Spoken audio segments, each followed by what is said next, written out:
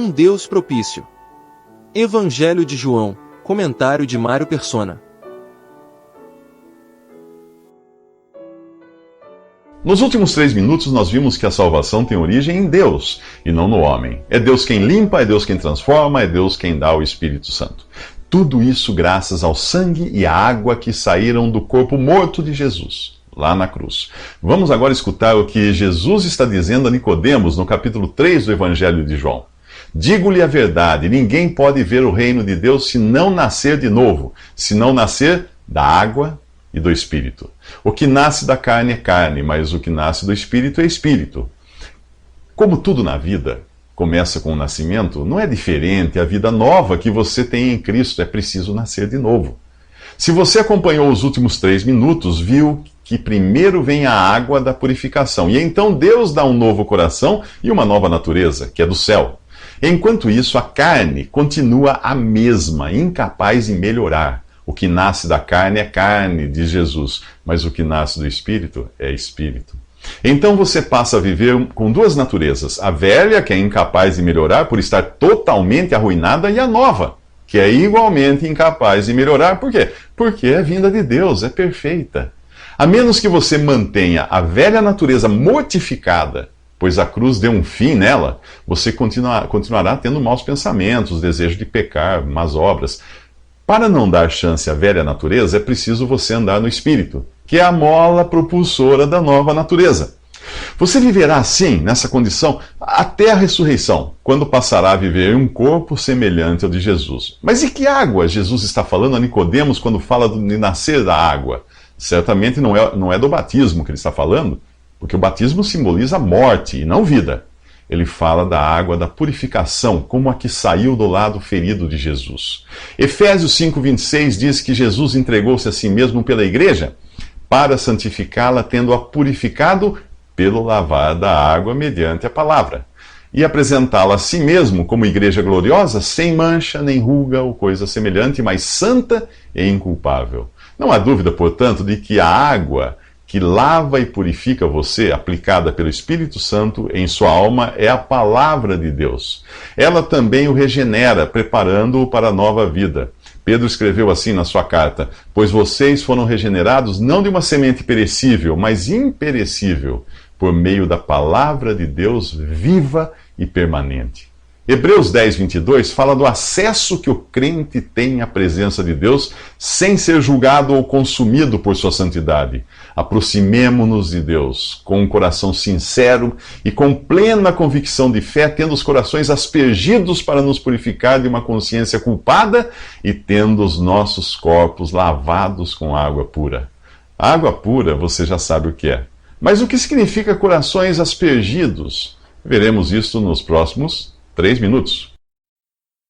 Sua nova vida começa com água, a água da palavra de Deus. Assim foi também em figura na festa de casamento em Caná da Galileia, quando Jesus ordenou que os servos enchessem as talhas de pedra com água até em cima. Então ele transformou a água em vinho. Primeiro vem a palavra, depois vem a vida e a alegria.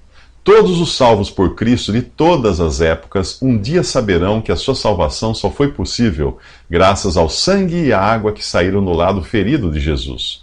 O seu valor e eficácia são eternos, atendendo às santas demandas de Deus, tanto para os que viveram antes da cruz como depois dela. No Antigo Testamento, Deus já havia sinalizado que a salvação seria assim, por meio do sangue e da água. Se você ler o capítulo 8 de Levítico, verá que a consagração dos sacerdotes começava com a água da purificação, na qual eles eram banhados, e depois vinha o sangue do sacrifício. Água e sangue, representando a palavra de Deus que purifica, e o sangue de Cristo, que permite nos aproximarmos de Deus. Em Levítico capítulo 16, você encontra a mesma ordem de água e sangue para o sacrifício.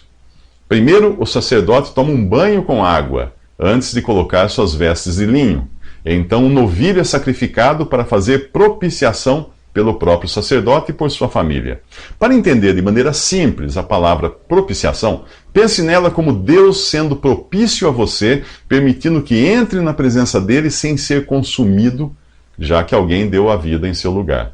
Quando encontrar a palavra expiação, pense na expressão bode expiatório, que é popularmente entendida como alguém que toma a culpa e é castigado no lugar do culpado. E a palavra aspergir significa simplesmente borrifar um líquido com os dedos. No caso aqui, sangue. No mesmo capítulo aparecem dois bodes, um para servir de expiação pelo pecado, outro como bode emissário. Um era morto, o outro solto no deserto. Mas antes de soltá-lo, o sacerdote colocava suas mãos sobre a cabeça do bode e confessava os seus pecados e os pecados do povo. Então o bode era solto para levar embora os pecados. Percebe como esses sacrifícios prefiguravam o sacrifício de Cristo, feito uma só vez para tirar os pecados? Jesus tanto morreu assumindo a nossa culpa, como também levou os nossos pecados para nunca mais serem trazidos de volta. O sangue do novilho morto era levado para o interior do tabernáculo e ali espargido ou borrifado com os dedos sobre a tampa da Arca da Aliança. Qual era o nome dessa tampa? Propiciatório. O sangue era colocado diante de Deus como um lembrete para ele ser propício para com o pecador, pois alguém já tinha dado a vida em seu lugar. Depois de saber que há tanto tempo Deus já indicava um substituto para você, Jesus, como é que você ainda ousa querer merecer a sua salvação com boas obras ou com seus próprios sacrifícios? Será que ainda não caiu a ficha? O capítulo 19 do Evangelho de João termina com o fim da carreira de três pessoas: Jesus, José de Arimateia e Nicodemos. Jesus encerra sua carreira aqui cumprindo a obra que o Pai lhe havia dado, morrer como um sacrifício em lugar do pecador. Logo ele ressuscitaria e subiria ao céu, onde permanece até hoje. Durante o julgamento e morte de Jesus, os apóstolos evitaram qualquer associação com o condenado. Pedro chegou até a negar que o conhecia. É nessas horas que nós vemos aqueles que se gabam de sua fidelidade saírem de cena, e os mais improváveis tomarem o seu lugar. É o que acontece com estes dois homens, José de Arimateia e Nicodemos. Ambos tinham uma carreira bem-sucedida como homens públicos e membros do Sinédrio, o poder legislativo de Israel. Eles eram o que hoje chamamos de senadores. E Nicodemos também pertencia à seita dos fariseus, os líderes religiosos que perseguiam a Jesus. Nicodemos aparece no capítulo 3 desse Evangelho de João, conversando com Jesus à noite, com medo de ser visto em sua companhia. No capítulo 7, ele aparece um pouco mais ousado, defendendo Jesus diante de outros senadores e fariseus. Agora, nós o vemos com José de Arimateia, pedindo a Pilatos para libertar o corpo de Jesus. Quem mais poderia fazer isso? Os pescadores, Pedro, Tiago e João? Não! Pilatos jamais receberia alguém que não fosse do seu nível social. Deus os preparou para essa hora. Ambos, José e Nicodemos, tinham sido discípulos de Jesus secretamente, mas isso acaba aqui. A partir de agora, todos saberão que eles são tão dedicados a Jesus que não se importam em enterrar as suas carreiras junto com o cadáver.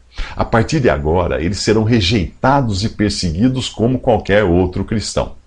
José cede o seu próprio sepulcro para Jesus. Nicodemos traz mais de 30 quilos de ungüentos aromáticos, e aí os dois homens começam a passar o unguento no corpo de Jesus, enquanto o envolvem em faixas de linho. A lei dos judeus considerava imundos aqueles que cuidavam de cadáveres, mas José e Nicodemos não estão nem um pouco preocupados com isso. O apóstolo Paulo, outro nobre fariseu, um dia também deu adeus à sua carreira e chamou de esterco toda a bagagem social e cultural que ele tinha, ao compará-la com o privilégio de conhecer a Cristo. Hoje no céu, Paulo, José, Nicodemos e muitos outros não têm dúvidas de que valeu a pena assumir publicamente sua fé em Jesus.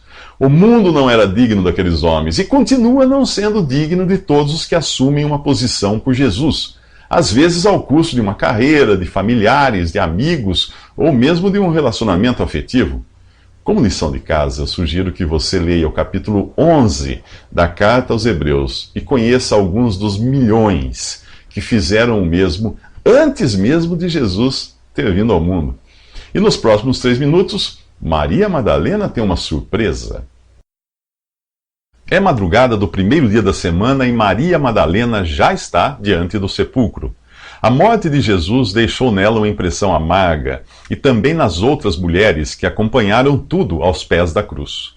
Jesus está morto, e com ele morrem as esperanças de um futuro brilhante para Israel.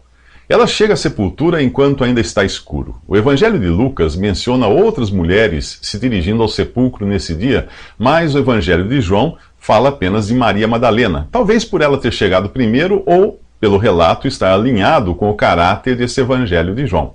João é o discípulo amado, aquele que tinha intimidade suficiente para se reclinar sobre o peito de Jesus. Neste Evangelho, Jesus é mostrado como o Deus acessível ao homem, como aquele que saiu da glória para salvar o pecador.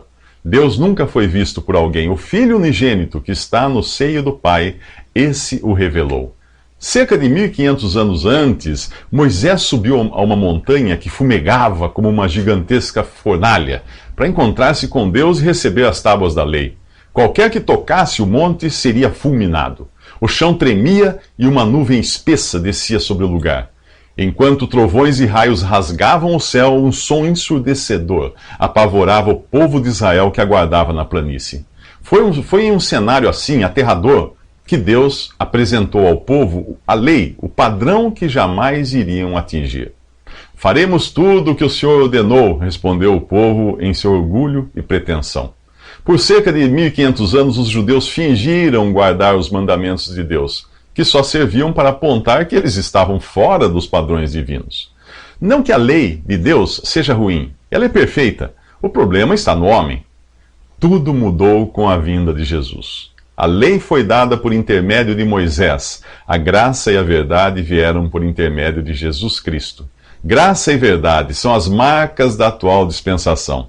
Em Jesus, Deus se deixa tocar. Aquele que é 100% divino passou a ser também 100% homem. Duas naturezas em um mesmo ser. O mistério da encarnação. Porém, Maria Madalena ainda não sabe disso.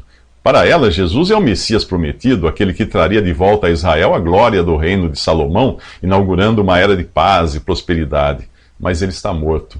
Morto em um sepulcro fechado por uma grande pedra e lacrado. Mas espere, a pedra não está no lugar. Alguém violou o sepulcro. Maria sai correndo ao encontro de Pedro e João e dá o alarme. Tiraram o Senhor do sepulcro e não sabemos onde o colocaram. Nos próximos 3 minutos, conheça o primeiro a crer sem ver.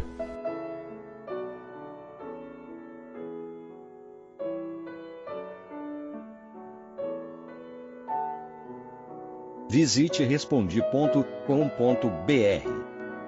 Visite também 3minutos.net.